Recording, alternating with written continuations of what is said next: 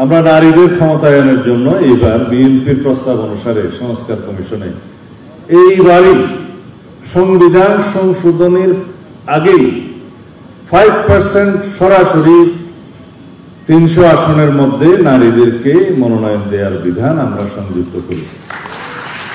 এখানে দাবি এসছে সেটা যেন 10% করা হয়, কিন্তু সেটা তো সংসদ নির্মিত হওয়ার পরে যে সংবিধান সংশোধনীটা আনা হবে সেখানে আমাদেরই প্রস্তাব গৃহীত হয়েছে যে আমরা সেটা 10% উন্নীত করব আগামী সংসদে।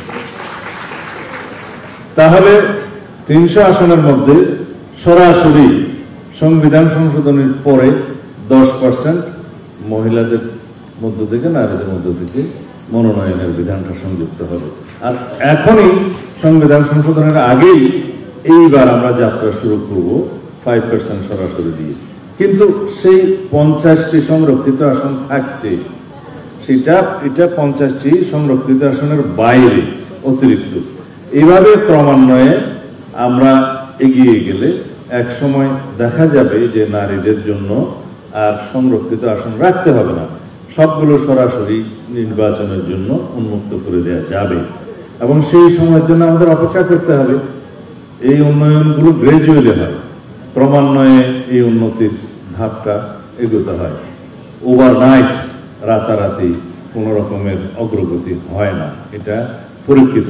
সেই জন্য আমাদের নারী সমাজকে আমরা সুপরিকল্পিতভাবে এগিয়ে নিতে চাই জাতীয় সমৃদ্ধির লক্ষ্যে।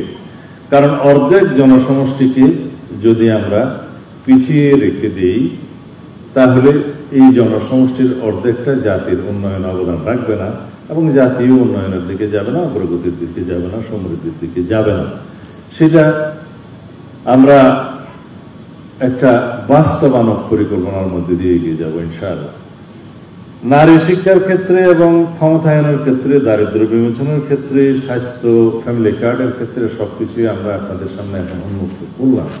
কিন্তু আপনাদের উদ্দেশ্যে নসিহত আছে, আপনারা ঢাকা শহর ভিত্তিক সেমিনার সিম্পোজিয়াম করছেন, মহিলা দল সংগঠিত করছেন, বক্তৃতা আমি বহুত শুনলাম। কিন্তু যারা অন্যান্য সংগঠন করে, অন্যান্য রাজনৈতিক দলের মহিলা শাখা, তাদের কর্মকাণ্ডকে আপনারা স্টাডি করেছেন? তারা কি করে? আমি গ্রামের মানুষ, নির্বাচন করি, গ্রামের মাঠে মাঠে হাঁটি।